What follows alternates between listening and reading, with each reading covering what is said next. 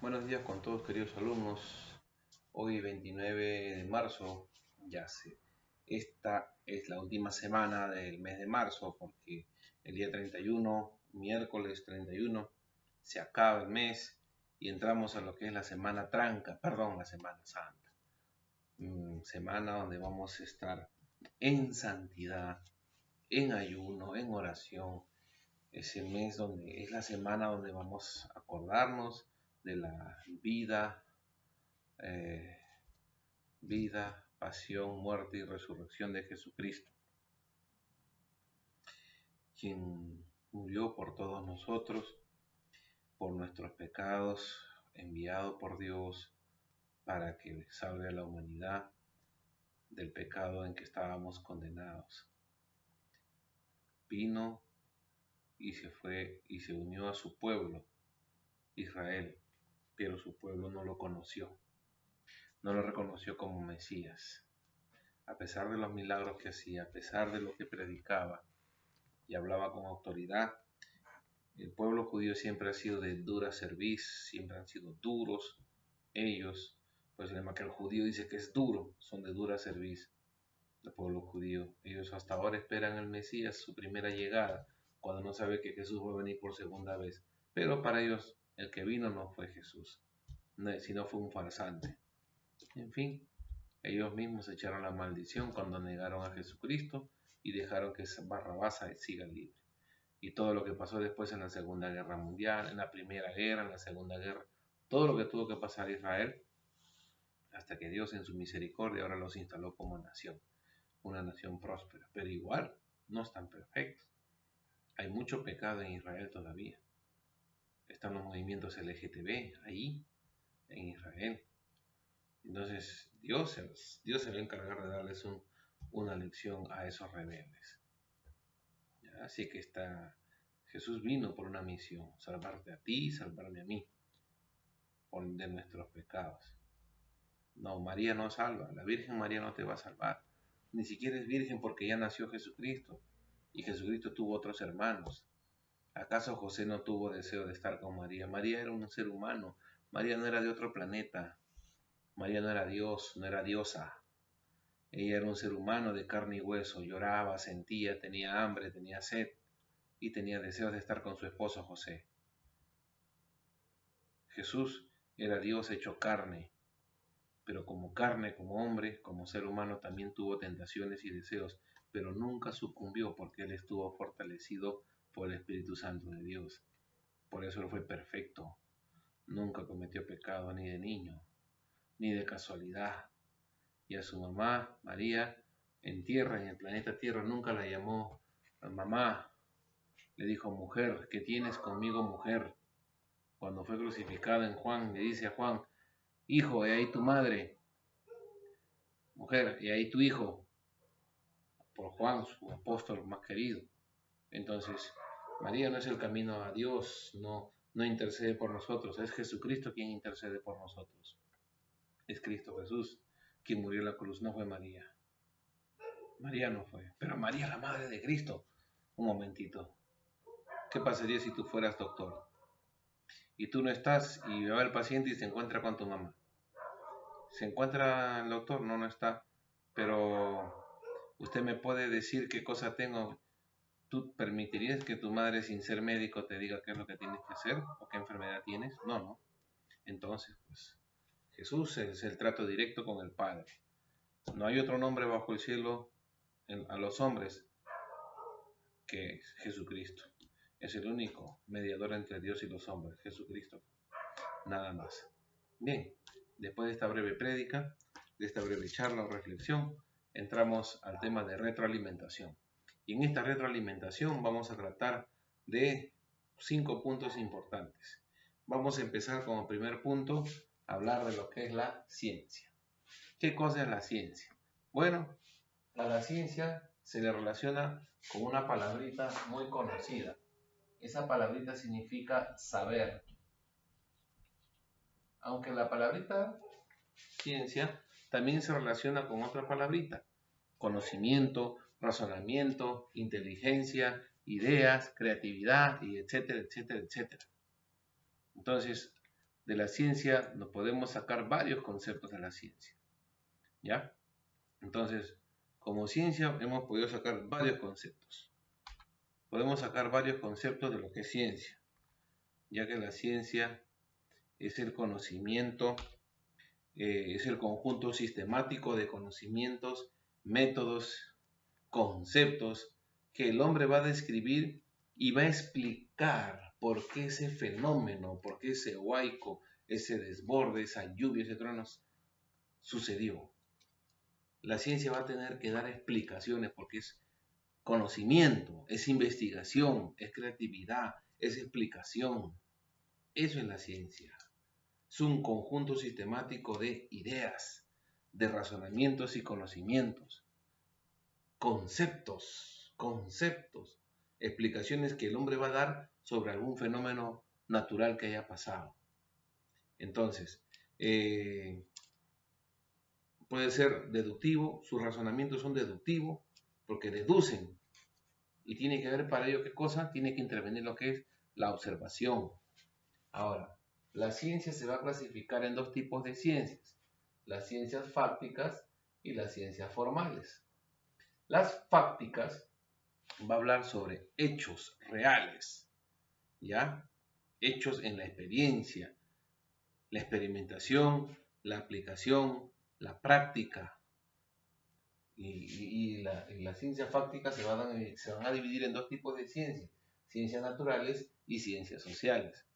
Si hablas de ciencias naturales, estamos hablando pues de todo lo que tenga que ver, hay muchos zancudos, con la naturaleza, la química, la biología, la física, la antropología, la botánica.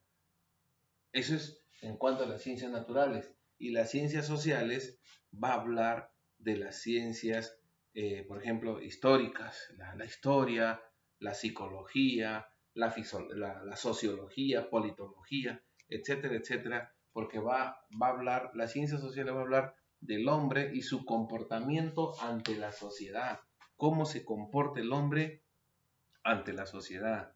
Por eso habla de ciencias sociales, ¿ya?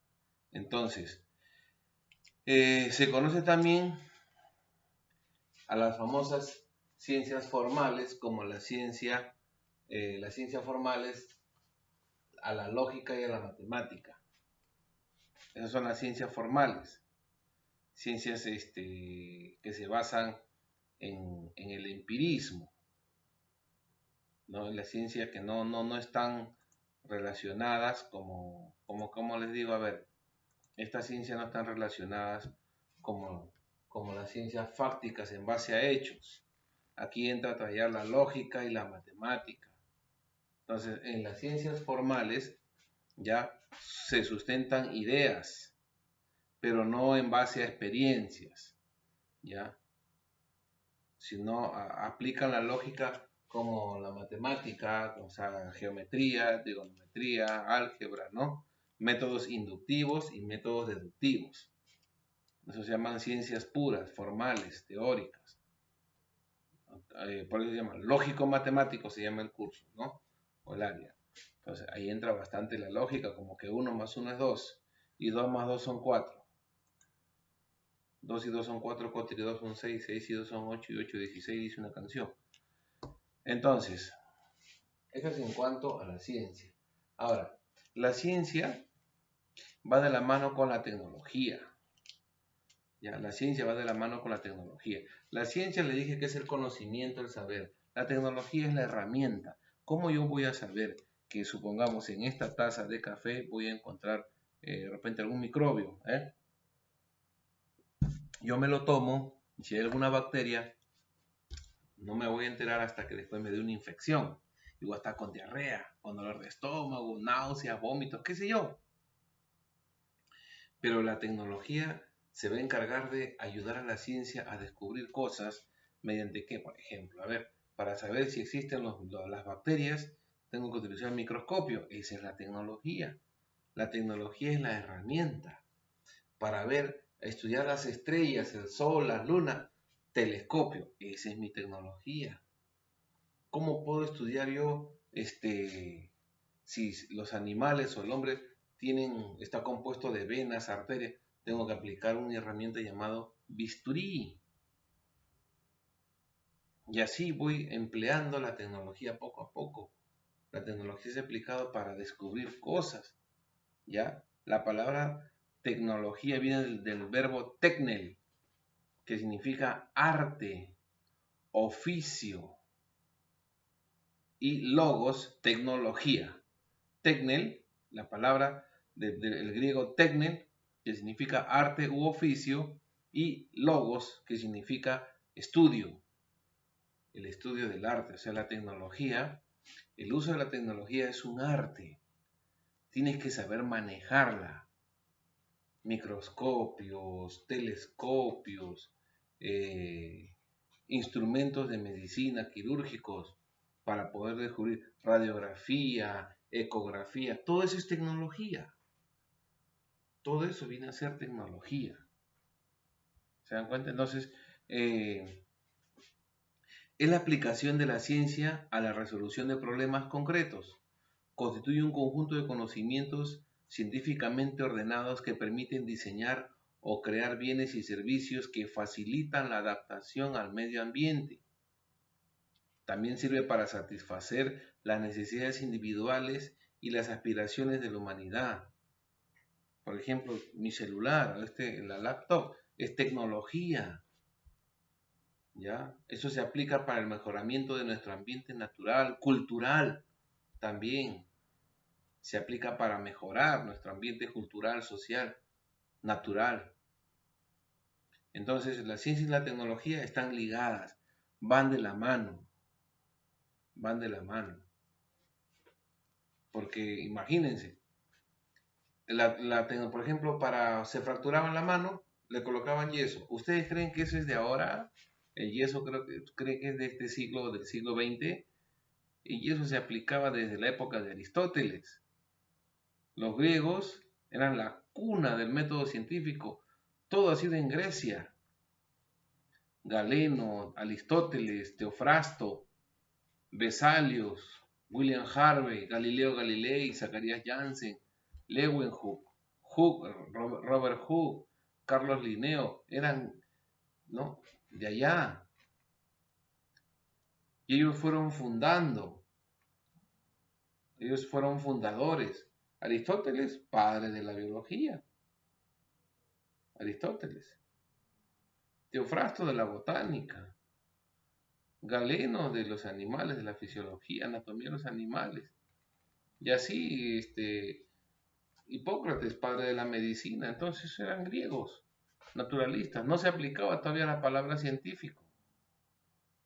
Todavía no se aplicaba la palabra científico, ¿no? Ahora, como biología,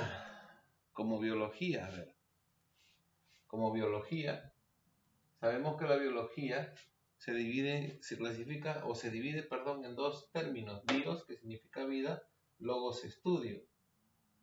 ¿Quién fue el que dio el nombre de biología? Lamarck, Carlos Lamarck, Jean-Baptiste Lamarck, acuñó el nombre de biología en el año 1802, ¿ya?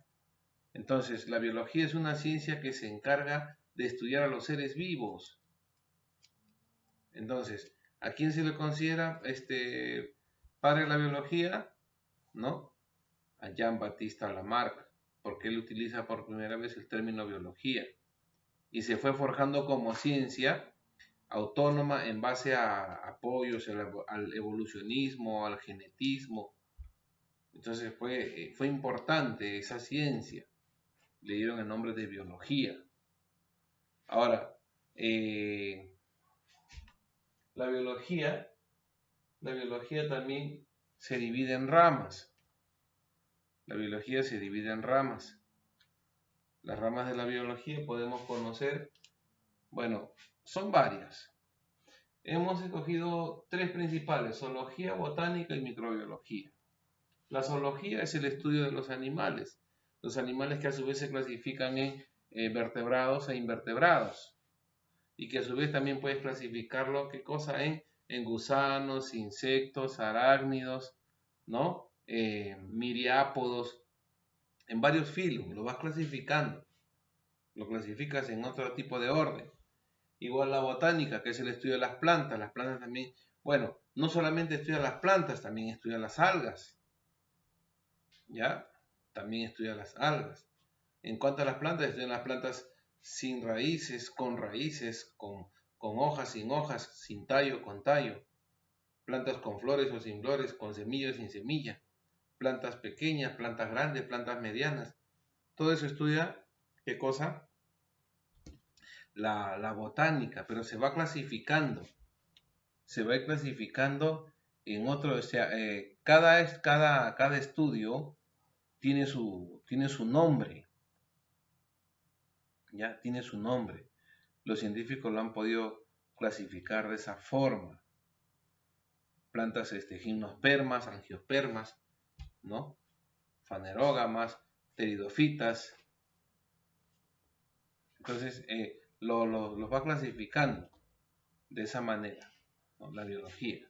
Otro tenemos la microbiología. La microbiología, ¿qué es? El estudio de los microbios. Estudia las bacterias, se llama bacteriología. Que estudia los hongos, micología y hongos microscópicos. Que estudia los virus, virología. Y así. Eso se le conoce como microbiología. Pero también tiene otras que se llama, tenemos la citología, que estudia las células, la histología, que estudia los tejidos, la ecología, que estudia los ecosistemas, la genética, la transferencia de los caracteres hereditarios de padres a hijos, la embriología, la formación del embrión, ¿no? Hasta llegar a la etapa de feto en el vientre de la madre, y la taxonomía, que es la clasificación de los seres vivos. Taxón fue por Carl von Linneo. Él fue el padre de la taxonomía. Él clasificó los animales ¿en qué? ¿En hembra y macho? No, o sea, a los seres vivos los clasificó en reino Plantae y reino Animalia, o sea, en reino de las plantas y el reino de los animales. De esa manera lo clasificó Carl von Linneo, para que vayan conociendo. Entonces, esas son las ramas de la biología que podemos, bueno, mencionando solamente algunas, porque está la antropiología, la sociología, o sea, hay diferentes tipos de ramas de la biología, la botánica, la fisiología, la taxonomía, la protozoología, la paleontología, la embriología, todo es amplio y extenso, ¿no? Y ahora, otro tema también que es la composición química de los seres vivos. Los seres vivos están compuestos químicamente, ¿por qué?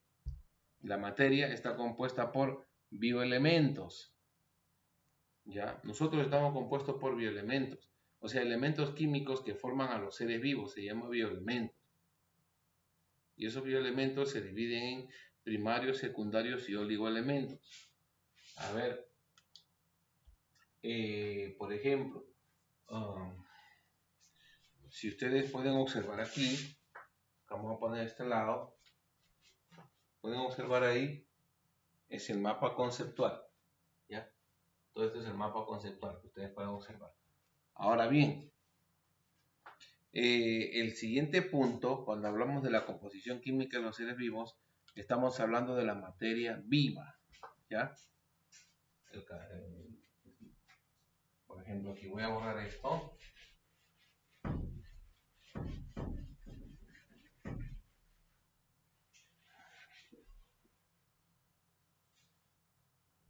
Ya, muy bien, ahora sí. Entonces, el estudio es composición química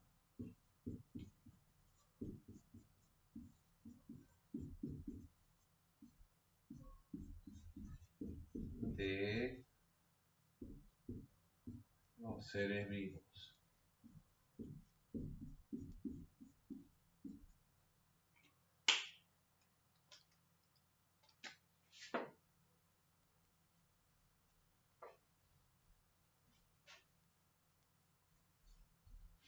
Ya está. Voy a borrar esta de acá, ¿ya? Muy bien.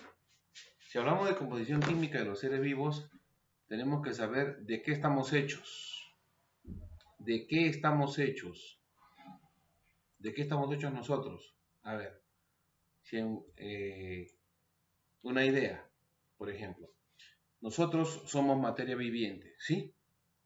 Y como materia viviente estamos hechos por bioelementos, por átomos, que la mayoría de estos átomos coinciden con las plantas y con otros animales pequeños que tienen los mismos componentes. Entonces, nosotros como materia viva estamos compuestos por bioelementos,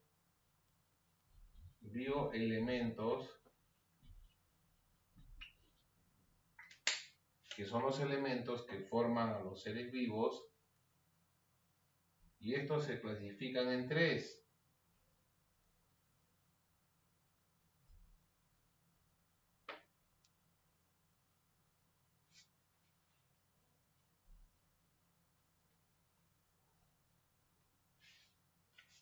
Se clasifican en tres: primarios,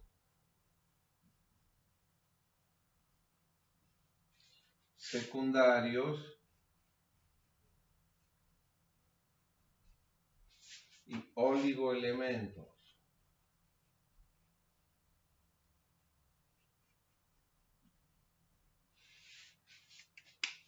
Primarios, secundarios y los famosos oligoelementos. Puede verse oligoelementos, o lo hago un poquito más acá atrás.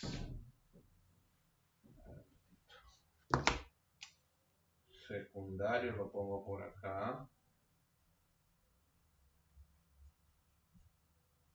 Secundarios y oligoelementos.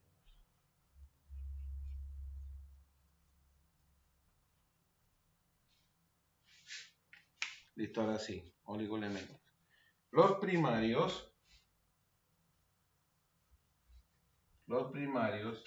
están compuestos por 4 elementos que más abundan en la naturaleza y que coinciden con la mayoría de seres vivos, que son el carbono, el hidrógeno, el oxígeno y el nitrógeno, ya conocido como el chon. El chon también contiene fósforo y azufre.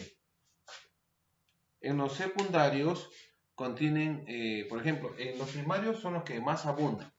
Tienen en porcentajes de 24%, 18%, 10%, que es bastante, que conforman casi la mitad de la estructura de los seres vivos.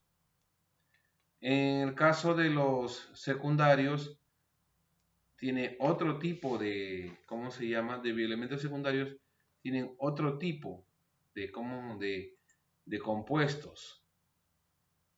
Otro tipo de compuestos.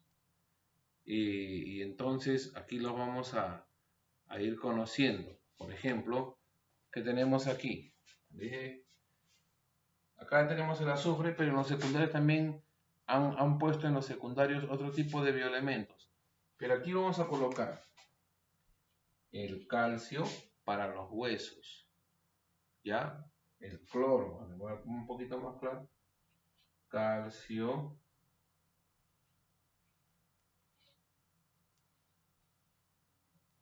cloro, ¿ya?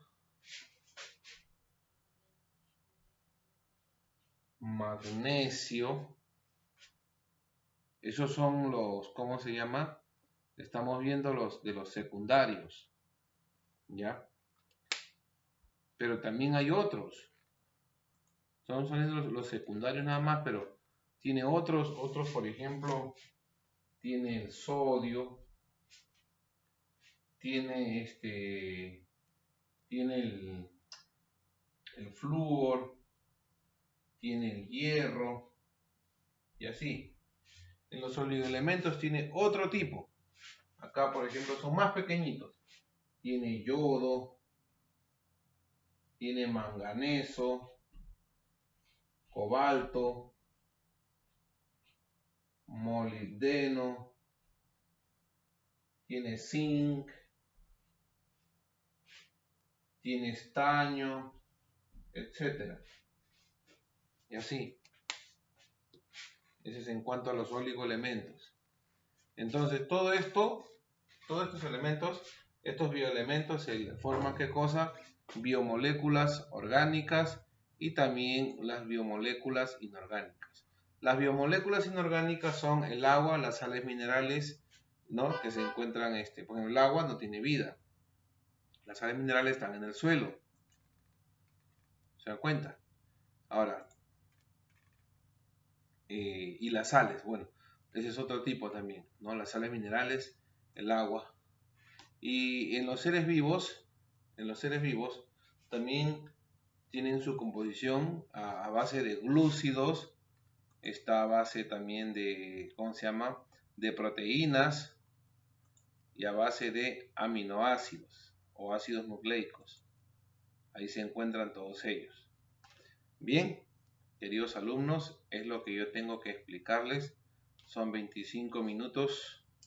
Es todo lo que ahí tienen. Si quieren tomar un pantallazo, ahí lo tienen. Les he enviado su hoja de trabajo. No, tiene su hoja de trabajo, por favor, entregármela el día sábado 3. Cuídense, que tengan un buen fin de semana, pero mantenerse en santidad, por favor. No digo que no, que seas como Jesucristo, pero al menos si tienes tiempo de buscar en oración al levantarte y al acostarte, pues te recomendaría que lo hagas. Cuídense, Dios los bendiga, nos estamos viendo, hasta la próxima. Chao.